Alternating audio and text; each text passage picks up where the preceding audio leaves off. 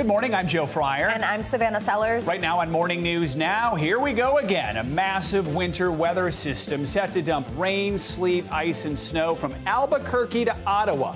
Wintry mess stretching across nearly 2,000 miles of the country. Our Bill Cairns is on standby with the storm's latest track and how bad it could get. Breaking the silence as military tensions in Eastern Europe intensify, Russian President Vladimir Putin is now calling out the West. He says they've ignored his nation's key demands on Ukraine and is accusing the U.S. of drawing Russia into an armed conflict. Still, Putin maintains the door is open for diplomacy. As more than 100,000 troops remain on the contested border. No signs of backing down. Our Richard Engel with the global state of play. Also this morning, sticking around in the age of the Great Resignation, new research shows there's one type of company that's retaining talent better than the rest. What you need to know if you're looking for that next step in your career. And to boldly go, as NASA looks to return to the moon more than 50 years after its last visit, a look at the women who are making this journey back. That is an NBC News exclusive. We're looking forward to bringing you just a little later in the hour. Absolutely. So cool when space news combines with something very cool for women. Exactly. We're going to begin this hour with the latest on the massive winter storm that is making its way across the country already this morning. Yeah, get this. 90 million Americans are under winter weather alerts as the storm's impact will be felt all the way from New Mexico to the Northeast over the next few days. NBC News correspondent Megan Fitzgerald is in Chicago with the latest on this winter weather for us. Yeah, the snow started falling late last night, and it's not expected to taper off until late this afternoon. But we're talking about a stretch of some 2,000 miles from the Mexico border all the way up to Vermont. Now, here in Chicago, you can see we're talking about a heavy, wet snow that's just continuing to pile up here. But keep in mind, this is just the first of a 1-2 punch of a storm that's coming in the coming days. Overnight, the first flakes starting to fly, the beginning of yet another winter wallop. Here we go again, more snow. More than 90 million Americans across 19 states are in the crosshairs of what could be the biggest storm of the season. Travel would become dangerous, if not impossible. Dangerous road conditions in Denver already causing accidents. In Illinois, the governor issuing a disaster declaration, warning some parts of the state could get up to 20 inches of snow. In Detroit, where up to 16 inches of snow could fall, schools are making plans to go virtual. I don't like the snow, and I'm 60 years old. I ain't never seen 15 inches of snow in my life. Detroit's mayor activating the city's snow emergency routes. Across the Midwest, residents are stocking up on essentials and preparing for the worst. I purchased everything that I could. In Texas, fears this could be a repeat of last year's deadly freeze that led to a massive power grid failure and hundreds of deaths. This storm is expected to last several days, with temperatures plummeting in many parts of the country. Hundreds of flights have already been canceled, and officials are urging drivers to stay off the roads and stay home. This could be the most significant winter weather event we're going to see this season. Here in Illinois, the governor declared a disaster declaration, activating some 100 National Guard members to be at the ready to respond to any potential emergency situations. Now, this is something that we're seeing across the country. Many heads of state urging their residents to stay inside and to be safe because this storm that's coming in the coming days has the potential to be deadly. Back to you. All right, Megan Fitzgerald, thank you. Really, thank you for being out there for us. What is next for this storm? Let's get a check on your Morning News Now weather. Which means it's time for Bill Cairns to join us. Hey, Bill, good morning. Yeah, good morning. This storm has many facets to it, obviously stretching for such a huge area. We focused last hour on the snow threats. We want to talk about the ice impacts and the potential for massive power outages that could last even into the upcoming weekend. So on our colorized radar, we show you the green and the yellows where it's raining. The pink shows you where the ice is, either freezing rain or sleet, and the blue shows you where it's snowing. So let's focus on the ice. It's been very icy this morning around St. Louis, but now St. Louis is starting to change over back to snow. So that's also slippery. So here's kind of our winter battleground. Why are we having this ice threat? Well, we have Arctic air coming down from Canada. At the same time, we have tropical air coming up from the Gulf of Mexico. And the Arctic air is very shallow. It goes right down to the ground. The tropical air lifts. Warmer air rises, cold air sinks. So what happens is you get a thin layer of very cold air, and that's where the freezing rain will fall. So the snowflake melts as it comes out of the cloud, but then when it gets right to the ground, it refreezes, and that's where we get the freezing rain threat. And that is especially going to be, from areas of Dallas tomorrow morning to Memphis. We're very concerned with Kentucky, all the way up into southern Ohio, southern Illinois, and a good section of Tennessee, too. There's a big chance for an ice storm. So how much ice are we talking? Once you get over a quarter inch, you can get power outages. A half inch, you can get massive power outages. If you look at the blue on this map, that's everywhere that has at least a chance for a quarter inch of ice. That stretches from central Texas all the way through southern New England over the next 3 days. This is by far one of the bigger ice storms we've had in a couple years. So here's the ice impacts. Up to a quarter inch, we get slick roads and bridges. Icy glaze forms on the trees. If you get a quarter inch to a half an inch, that's when you start to see the tree limbs break, scattered power outages, very dangerous road conditions. And if we do get up to a half inch to an inch of ice, that's when things just get, whole trees can come down, roads impassable, multi-day power outages. And that's possible with this storm. So, hopefully that groundhog will be right. We only get 6 more weeks of winter, but that's not going to help us in the next 3 days. All right. There it is, the groundhog. Yeah. Oh, there. His best friend. Yes, the rodent. Yes, he saw his shadow officially.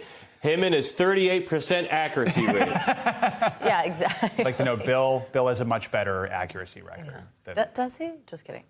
I could flip a coin and do better than Phil. All right, I'm sorry, I'm done.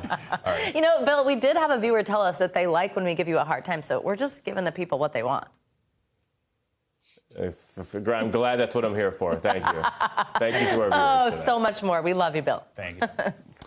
Pfizer is requesting emergency authorization of its 2-dose vaccine for the only group that remains ineligible for vaccination, small children under the age of 5. If approved, young kids could begin getting the shot by the end of this month. NBC News correspondent Tom Costello is following that for us from Washington. Tom, good morning. Joe, so listen to these stats here. There were 3.5 million confirmed pediatric cases last month alone. 2 weeks ago, 100,000 younger children hospitalized with COVID.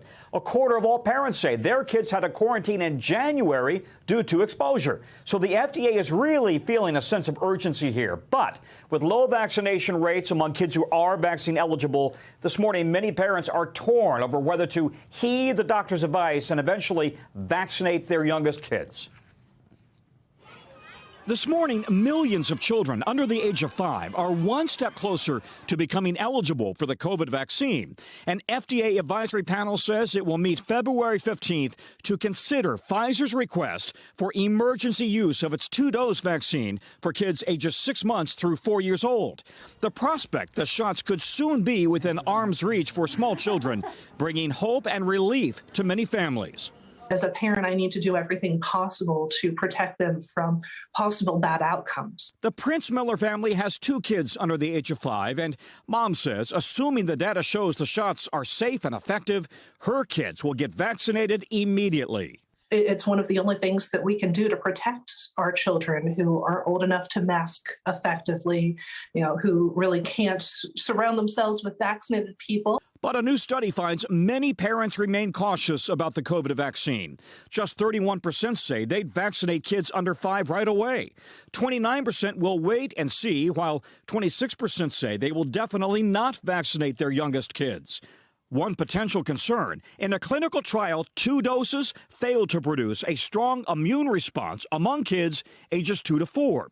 Instead, only kids between 6 months and 2 years had a response comparable to that of older kids and younger adults. As Pfizer requests authorization for 2 doses to build immunity among young children, it's continuing research on whether 3 doses would provide even more protection. Dr. Paul Offit is on the FDA's outside vaccine committee that evaluates safety. We want to make sure the vaccine works and that it's safe before we would ever recommend it for America's children. Hoping to boost vaccination rates among kids, the American Academy of Pediatrics is urging parents to talk to their doctors if they have any concerns. The COVID vaccine, if anything, is under more scrutiny than ever before, and we just haven't seen major concerns with safety of these vaccines. Yeah, Pfizer's CEO says ultimately researchers believe that 3 doses of this vaccine will be the standard for the country's smallest kids. But if 2 shots are authorized soon, the hope is that parents will start getting that immunity going in that entire population. Until that 3rd dose ups the protection even more. Again, decision time could come by March 1st. Guys, back to you. All right, Tom, thank you so much. You bet. Now let's bring in Dr. Bob Lahita. He's a professor at the Hackensack Meridian Medical School and the director of autoimmune and rheumatic diseases at St. Joseph Health, and also the author of his new book, Immunity Strong. Dr. Lahita, with all those titles, it's great to see you. Good morning. So as Tom just said there, Pfizer says researchers believe that 3 doses of this vaccine will be the standard for kids under 5. So if everything is approved, first of all, when do you think we could see a 3-shot regimen? But also, those numbers in Tom's reporting say not a lot of parents plan to run out and get their kids the shot right away. So will this really make a big impact? This will make a big impact for most families who will get the shots for their children. I expect, and the data are being accumulated now, that the shots will be available by early to mid-April for the children. Now, you heard in that last report that the 2 to 4-year-old population of children did not have a robust immune response, not as good as a 6-month to 2-year group. They had an immune response that was as good as the teenagers or the adults. So this 3 microgram injection is what we're looking for as emergency use authorization for children under 5. Dr. Bob, I want to ask you about a New York Times article which found the U.S. has a far higher COVID death rate than other wealthy countries. We've had the vaccine for more than a year here, so why do you think the death rate continues to stay so high in America compared to our peers? Well, a lot of people are saying, and a lot of medical professionals are saying, that it's due to other factors like the epidemic of obesity that we have. 40% of the population are obese. Secondly, the diabetes, particularly type 2 diabetes, which is rampant in the population. And we would say that people over 65, 12% of them have not been vaccinated, unlike other countries where those numbers are in the single digits, like 4 to 8% in most well-developed, wealthy countries. And Dr. Bob, I want to ask you about a new poll that finds 70% of Americans agree with this statement, that it's time we accept that COVID is here to stay and we just need to get on with our lives. Now, 28% of people disagree, but what do you think? I mean, do you think the virus is here to stay? And if so, what does that mean we do going forward to adapt? Well, Savannah, I have said for many, many months that I think that this virus is going to be with us forever, and that it will eventually become an endemic infection, meaning like influenza, every year we will probably have to be vaccinated against the various variants of this particular virus. Hopefully it'll be a combined immunization with influenza. And I think it's here to stay, and I think those people are correct. All right, Dr. Bob Lahita, thank you so much. Always great to see you. For the first time in more than a month, Russian President Vladimir Putin publicly addressed the ongoing situation in Ukraine. He's blaming the U.S. for escalating tensions, but he's also keeping the door open for a diplomatic resolution. NBC News chief foreign correspondent Richard Engel is following the latest from eastern Ukraine. Even after weeks of diplomacy, weeks of shuttle talks between U.S. officials and Russian officials, secure conference calls, video calls, Vladimir Putin's position remains unchanged. He insists that Ukraine never be allowed to join NATO and blames the West for stoking fears and increasing tensions. As Russia strengthens its military presence in Belarus, north of Ukraine, in striking distance of the Ukrainian capital, Kiev, Russian President Vladimir Putin broke his silence. In a wide, socially distanced press statement with the Prime Minister of Hungary, Putin rejected the U.S. and NATO's written diplomatic proposals. Putin saying Russia's concerns were basically ignored. He laid out his demands, unchanged even after weeks of negotiations across Europe. No further NATO expansion, no offensive weapons by Russia's borders, and NATO returning to the 1997 status quo, he said. That would mean lopping off most of Eastern Europe and the Baltics from NATO. Putin is famously COVID cautious. The Hungarian prime minister said he'd never had a meeting so far apart. The Russian president never mentioned those 130,000 Russian troops, tanks, missile launchers, and even blood supplies positioned on Ukraine's borders. The buildup apparent in new satellite images. In Ukraine, even though the government is urging calm, some families are getting nervous. In Mariupol, near the Russian border, Olga and Daniel Repro live in a one-bedroom apartment. They're keeping the kids calm, acting as normal. The wheels on the bus go round and round all through the town. Wheels on the bus go round. Do I know this song? Everybody knows that song. But they are ready to move at a moment's notice to stay with relatives in the countryside or in a bomb shelter.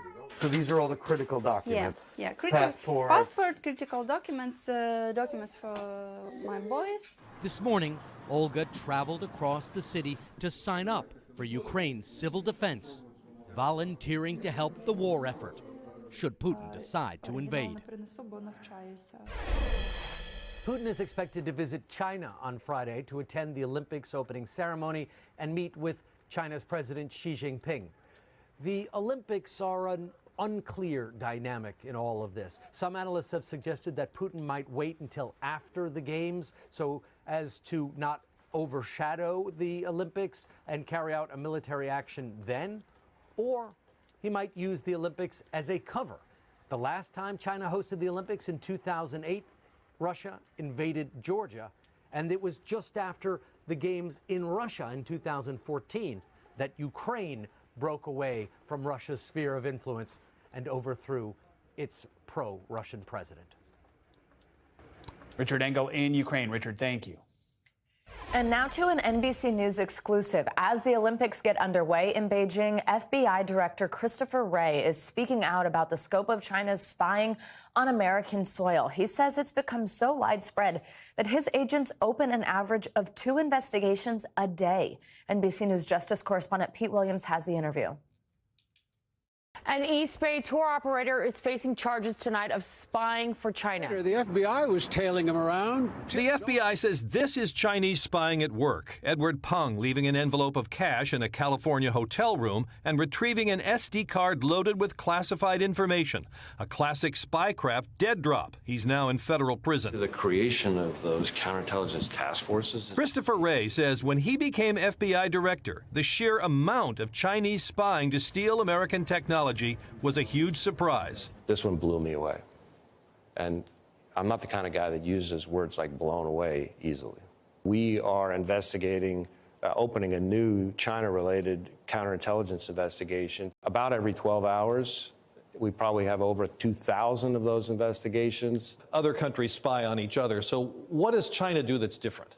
There is no country that presents a broader, more severe threat to our innovation, our ideas, and our economic security than China does. I'm referring not to the Chinese people, not to people of Chinese descent or heritage.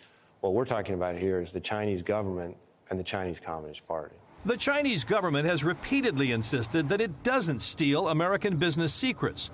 But the FBI says Chinese spies target a range of American innovations on COVID vaccines, computer chips, nuclear power plants, jet engines, and smartphones, for example, sometimes by planting company insiders, sometimes through its world-leading cyber theft. The scale of their hacking program and the amount of personal and corporate data that their hackers have stolen is greater than every other country combined. And Wray says the Chinese government exports elements of its oppressive police state, sending teams to the U.S. to threaten and intimidate critics. China may be the first country to combine that kind of authoritarian ambition with cutting-edge technical capability. It's like the surveillance nightmare of East Germany combined with the tech of Silicon Valley.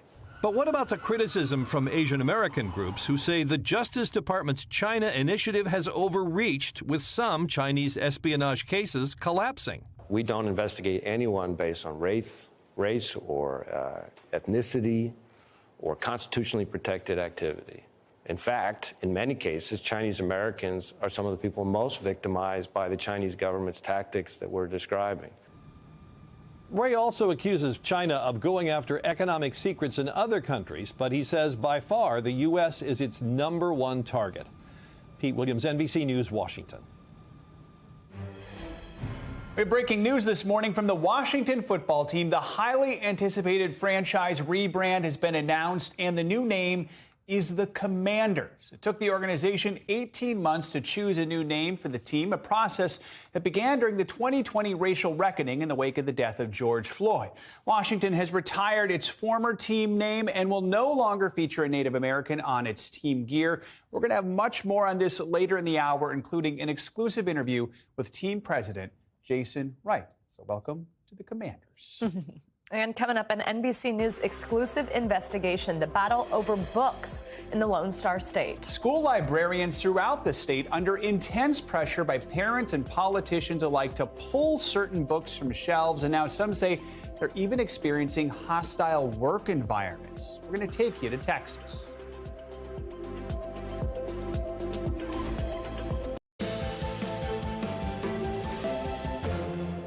Welcome back. This morning, we have an exclusive NBC News investigation into a push to ban certain books from school libraries in the state of Texas. The effort is being led by some state lawmakers as well as parents, and the books in question address issues including race, gender, and sexuality. NBC News correspondent Antonia Hilton joins us now with more on what this investigation found. Antonia, good morning. Good morning, Joe and Savannah. It's one of the biggest book challenges we've seen in decades, altering school libraries across the state of Texas. We visited Katy, a diverse district near Houston with more than 85,000 students. Since the fall, more than half of the books banned there by administrators have been about LGBTQ people. This statewide push is being led largely by parents and getting pushback from students and authors. Texas schools are at the center of a national fight over banned books. An NBC News investigation finding that at least a dozen Texas districts have removed books about race, gender, and sexuality after a surge of parent complaints. Why are we sexualizing our precious children? Since the fall, Irish Chang, a junior at Katy Independent School District who identifies as queer, has watched books vanish from her school library. What do you think these parents want? To keep their children in this protected bubble in which the only opinions they really hear are the ones that they themselves represent. Records requests to nearly 100 Texas districts found that during the first 4 months of this school year, parents made at least 75 formal complaints, compared to only one filed during the same period last year. Texas Governor Greg Abbott even calling for criminal charges against staff who provide kids with pornographic books. It's part of a national pattern of parents and school officials banning books at an unprecedented rate. One Tennessee district just last week banning Mouse, a Pulitzer Prize-winning graphic novel about the Holocaust. George M. Johnson's memoir, All Boys Aren't Blue, is one of the books banned in Katy and elsewhere. It's about a queer black child that at one point details sexual abuse. What's it like to see this fight now play out on a national stage? To kind of wake up every day and see that more and more people within the country who have power are trying to deny kids who are like me access to my story is heartbreaking. Katy schools declined NBC News' requests for comment. Katy parent Mary Ellen Cuzella was inspired to fight for book removals after watching parents fight over books during the Virginia governor's race. What we're talking about is vulgarity that is inappropriate for any child. Iris, a member of her school's speech and debate team, is no stranger to speaking out. Lately, she doubts the adults are listening. It sends this message to myself and my peers that our opinions aren't valued. Many of the books under fire are newer titles purchased by school librarians in recent years as part of an effort to diversify the content available to public school kids. A group of librarians are now pushing back, trying to keep those books on the shelves. They've created the hashtag FREAD Freedom campaign to share stories and support each other across the state. Joe. All right. Great report, Antonia. Yeah. Thanks so much for bringing it to us. We appreciate it. Thank you. Good to see you. And now let's take a look at what is making news around the world this morning. NBC's Ali Arouzi joins us from Tehran. Ali, good morning. Good morning, Joe. Good morning, Savannah. At least 5 people have been killed in India during an illegal dig at an abandoned coal mine. The bodies of 4 women and 1 man were recovered after the mine caved in on them. Rescuers are still searching for others who may be trapped. Coal mining is one of the most dangerous professions in India. People extract coal in hazardous conditions in what are known as rat hole mines. Israel has denounced the report by Amnesty International as anti-Semitic after it became the latest human rights organization to accuse Israel of apartheid for its treatment of the Palestinian people. The report details inhumane acts of forcible transfer, administrative detention, torture, unlawful killings, serious injuries, and the denial of basic rights and freedoms or persecution committed against the Palestinian population. And finally, 2 mashed potato slingers in a German prison have been fined $3,000 and $2,000 respectively. What started as a food fight between 2 female inmates over a disagreement descended into a full-scale brawl. If they failed to pay the fine, they could spend an additional 180 days behind bars. And those are your headlines, guys. We should note those were not pictures of the actual mashed potatoes in question that we were just showing. Yes, it was a dramatization. I believe we searched mashed potatoes on Getty Images, and there you go. But we got it. Get the picture now. And now we know what they were throwing. I'm not sure if that detail was even confirmed, but Ali, thank you. Ali. Coming up, the NFL itself is playing defense this morning. We're going to tell you about the new class action lawsuit taking aim at the league and several teams for allegedly discriminating against black coaches. Plus, a new era for football in our nation's capital. The Washington football team finally revealing its latest franchise name. An NBC News exclusive interview with the team's president up next.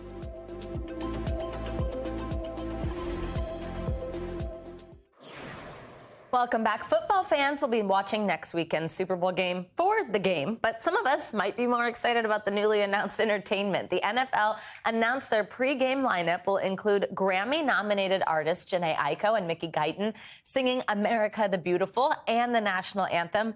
Plus, this year, the multi-platinum artist Zedd will serve as the Super Bowl's official pre-game DJ, which is pretty cool. Dr. Dre, Snoop Dogg, Eminem, Mary J. Blige, and Kendrick Lamar will headline the halftime show. So if the matchup between the LA Rams and the Cincinnati Bengals is enough for you, you will definitely want to tune in for all of those performances. You can watch the Super Bowl on NBC and Telemundo or stream it live on Peacock, which might be where you're watching us right now, but that is quite a lineup. Yeah, it is. I mean, and for the folks who don't want to watch the football game, there's always something for you. The commercials, who would do that? Who wouldn't care about the game? If the game is as good as all the playoff games, then you're going to like it. That's true. Yeah, you're going to get excited. All right. And coming up, we've all heard of the Great Resignation, but is there a type of company out there that's actually keeping its talent? We'll take a closer look at corporate America in the pandemic age. Plus, redefining the beauty shopping experience for women of color. Those stories and more up next.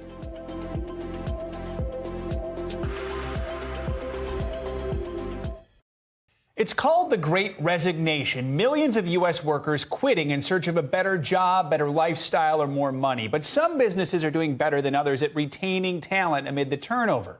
NBC News senior consumer investigative correspondent Vicki Nguyen shows us how they're doing it. Michael Aiken works for Johnny's Pizza House in Shreveport, Louisiana. He started as a high school junior in 2008, but after a few years, Michael received a statement on top of his normal paycheck confirming he owned a piece of the company. And I saw that, such and such amount of stock, and this is your cash value amount of your account. It was, oh, wow, I'm a part of something that's bigger than me, and I can watch something grow. So how did it happen? Johnny's offers an ESOP, or Employee Stock Ownership Plan. Workers get a slice of the company after 3 years on the job. They can cash out when they leave Johnny's or save until retirement. Michael has now been there for 13 years. He trains employees and helps open new restaurants. Well, how much of this ownership program played a role in you being there for so many years? Well, I would say it played a definite role in it. More of your heart goes into your work because you see that statement. There are 6,500 employee-owned companies in the U.S., names you'd recognize. Cliff Bar with just over 1,000 employees.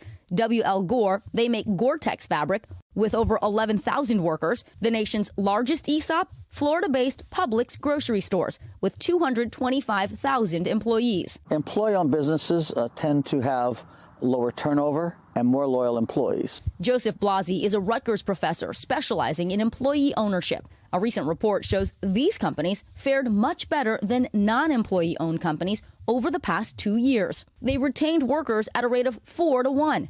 Another study found employees at ESOPs had twice the amount of money in their retirement accounts, $132,000 on average. Most ESOP companies also share cash profits every year with employees, typically in excess of 10% on top of wages. According to Blasey, if you want to work for an ESOP, expect to be more involved in corporate matters and also share more business-related information with coworkers.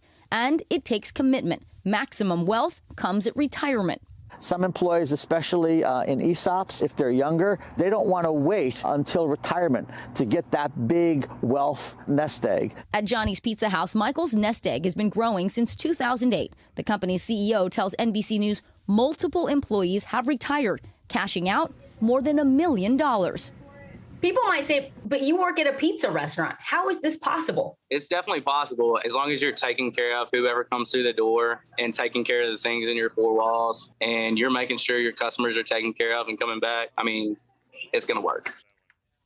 And that was Vicki Wynn reporting. Very cool. Now it's time for our CNBC Money Minute, the biggest financial headlines of the day and why they matter to you. Savannah Hanau is back with us. Good morning, Savannah. Good morning, guys. Starbucks will raise prices this year and reduce spending. All this to offset soaring costs for labor and goods. The coffee chain missing Wall Street's forecast for quarterly profits and sales. It's also cutting its outlook for this year as the Omicron variant disrupted customer traffic, led to delayed office reopenings and new restrictions in China, its fastest growing market. Starbucks hasn't said which items will now cost more. General Motors is speeding up plans for the launch of some electric vehicles and will set up a third factory to build plug-in trucks as it expects a sharp rise in demand.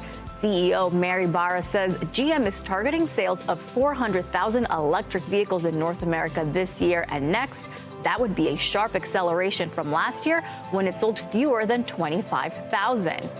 And higher food and labor costs are eating into the restaurant industry's gains and impacting its recovery. A report by the National Restaurant Association says while sales are rebounding, it will be at least a year before conditions return to normal. Sales are projected to hit $900 billion this year, topping pre-pandemic levels. But when adjusted for inflation, they're actually expected to remain below where they were in 2019, guys. All right. Thank you, Silvana. You got it. And now an online retailer is helping women of color find beauty products designed specifically for and by people who look like them, and they're clean products. It's called AMP Beauty LA. NBC News Now correspondent Priscilla Thompson sat down with its founders. Take a look. I'm Angel. I am Montre. I'm Felicia. We are AMP Beauty LA. From college classmates to sorority sisters and now business partners, this trio is on a mission to redefine the beauty supply store experience for Black women. You know, Black women spend 9 times more than any demographic in beauty and personal care. 75% of the products that are marketed to us are toxic. So this group that spends the most in this category is exposed to the most toxic ingredients in beauty, and that's wrong. They came together to try to change that, curating an online shop for clean beauty products made by and for Black women. We carry over 50 brands, skincare, hair care, bath and body, nails. We have makeup now. How are you all finding these brands? I gotta tell you, growing up, going to the beauty supply store, I don't see a lot of the brands necessarily that I saw there. The Blue Magic, the Pink Lotion. That's not on AMP Beauty LA. We really wanted to focus twofold on founders of color, inclusive founders, Black women founders specifically, and also dedicating space to products that are clean, that are effective, that are non-toxic, because that's not the norm of what we experience when we shop for beauty. And people responded. Orders came in, pop-up shops were packed. We here, baby.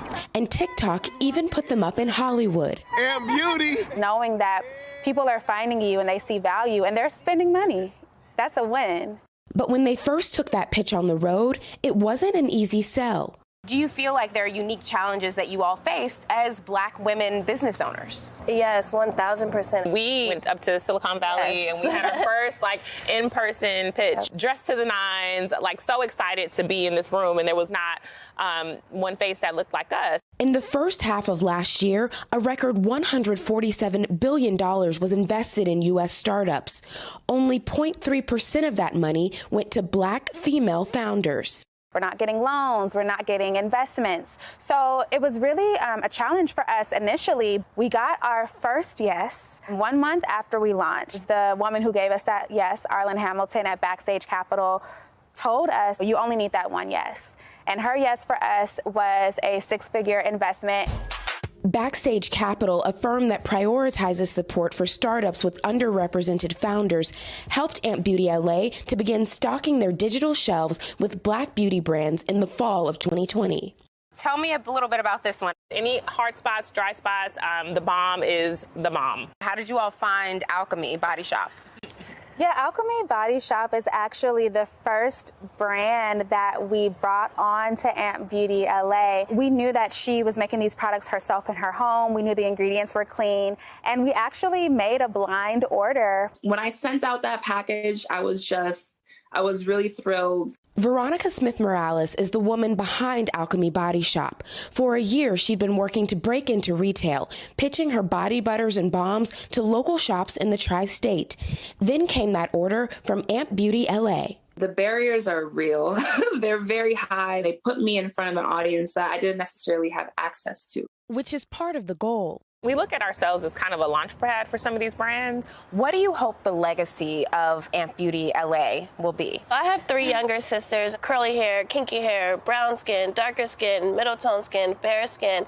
And I think the legacy for Amp Beauty LA is just for everyone to feel included. I definitely want us to continue to invest in brands, invest in Black founders. I would love for Amp to be the company that gives someone else their first yes. Wow, what an amazing message there, Andy, her talking about her younger sisters. That was Priscilla Thompson bringing us that story. Thank you for that. Coming up, NASA's historic journey to put humans back on the moon more than 50 years after its last visit. After the break, we'll bring you the women who are helping us get there. You're watching Morning News Now. The Washington football team is celebrating the long-awaited reveal of its new franchise name. For decades, the team drew criticism from indigenous rights groups and said the former name and imagery were racist. Now the team is starting a new chapter with a new name they hope will represent the team's gritty character. The Today Show's Craig Melvin helped unveil the new name in an exclusive interview with team president Jason Wright earlier this morning. Take a listen. Commanders. We are the Commanders. The Commanders, the Washington Commanders. That's right. Oh wow, you know, wasting any time there. There it is. There's the new logo as well. So let's talk about how we arrived at this particular name, Jason. How do we settle on the Commanders? You know, it's a name that has the weight and meaning befitting a 90-year-old franchise. It's something that broadly resonated with our fans. And it's something that we believe embodies the values of service and leadership that really define the DMV in this community. Yeah. And it's also something, importantly, that we could own and grow for the next 90 years. And it's something that can allow us to tie the rich history and championship legacy of this franchise to new traditions in the future. We didn't touch the color scheme. No. Okay. Absolutely not. Because folks are wild about the burgundy and gold, as you know. Doug, so when you found out what the new team name was, what was the initial reaction? Well, the reaction was, you know, I'm gonna hug the Commanders, you know, because that's what we are, and we got to go forward with it. And I do like the name. It got a good sound to it, Washington Commanders. So here we go. The rebrand has been an interesting period because it's coincided with a time of very rapid, very real, and irreversible change in the organization. And it's from that position of strength now that this diverse and empowered leadership team is united to bring a championship back to the burgundy and gold under the banner of the Washington Commanders. Does the NFL still have a race problem? You know, I don't like to speak on other people's business as a principal. And Tom Garfinkel, the CEO of the Dolphins, is a close ally and confidant to me. But I do know that when ownership is fully committed to diversity, when they're really all in, change can happen very rapidly. Now, the owners of this team hired a Latino head coach, a Black general manager, and then a Black team president, who in turn then built the most diverse executive leadership team in the NFL. So change can happen quickly. Where there's a will, there's a way. Commanders. There you go. There you go. There's been some speculation, but now it's confirmed. Now it's confirmed. Exclusively here. Finally, this hour, NASA will once again send Americans to walk on the moon. They're building a new powerful rocket to carry what will be a history-making crew. NBC News correspondent Ann Thompson got an exclusive look behind the scenes at the new program and some of the women, importantly, leading the team. Hey, Ann, good morning. Good morning, Savannah and Joe. NASA just doesn't want to go back to the moon. It wants to build a compound on the moon where the astronauts can live and work. This is all going to happen under the Artemis program, which is a dramatic evolution in how NASA does business, one that is more representative of America today. As the United States returns to the moon, these are the women with the right stuff, leading the Artemis program, aiming to make new history in the final frontier. When we go back to the moon with the first woman, the first person of color, those iconic boot prints mean that space and exploration are for everyone. On the ground, NASA's already changed. No longer the province of white men with crew cuts, white shirts, black ties, and cigarettes. What I can tell you is different now is there are strong, smart women in every corner of what we do at NASA. Sharon Cobb leads the team that designed and built the Space Launch System, NASA's most powerful yet. Laura Palaia helped build the Orion capsule on top. Astronaut Stephanie Wilson could fly on one of the missions.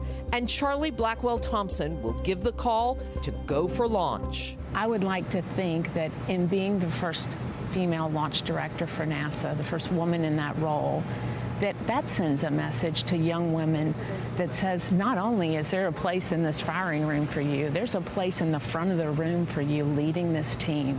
It's inspiring for me to see that, to know that there is no ceiling for us, that we can go wherever we put our minds to. Today, 30% of NASA's senior executives are women, and on the return to the moon, 35% are, changing the face of the agency while upholding its standards. Commitment, dedication, inspiration, motivation, and being steadfast and unmovable. All of that has remained the same. Why go back to the moon 50 years after the last man walked on the moon? There is so much that we did not have an opportunity to learn the last time we were on the moon. We can also learn how to live and work on another surface outside of the Earth and eventually be able to move on. The next great step will be putting humans on Mars. The four of you want to live on the moon? Oh, absolutely. It is a wonderful test bed, and as Sharon is saying, it really is a precursor for our Mars and deep space exploration.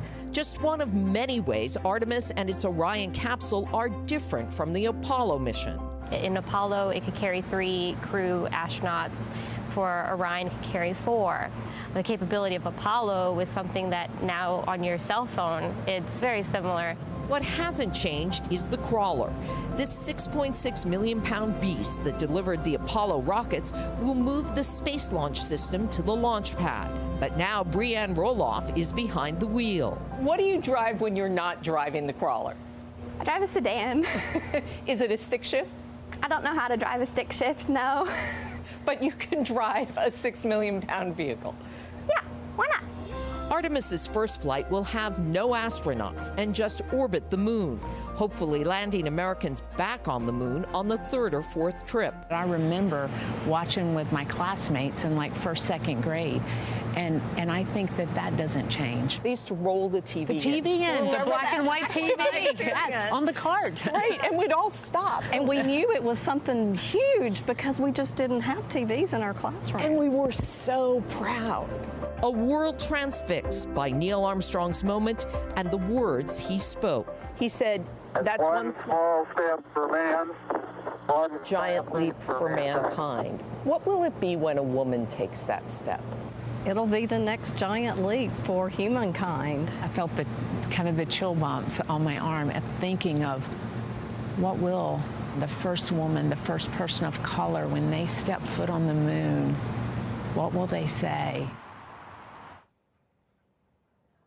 Now, the first flight is scheduled to take off sometime in April or May, with the landing on the moon perhaps 3 years away. Savannah and Joe? So neat to see. Ann Thompson, thank you so much. Great report. That does it for this hour of Morning News Now. But the news continues right now.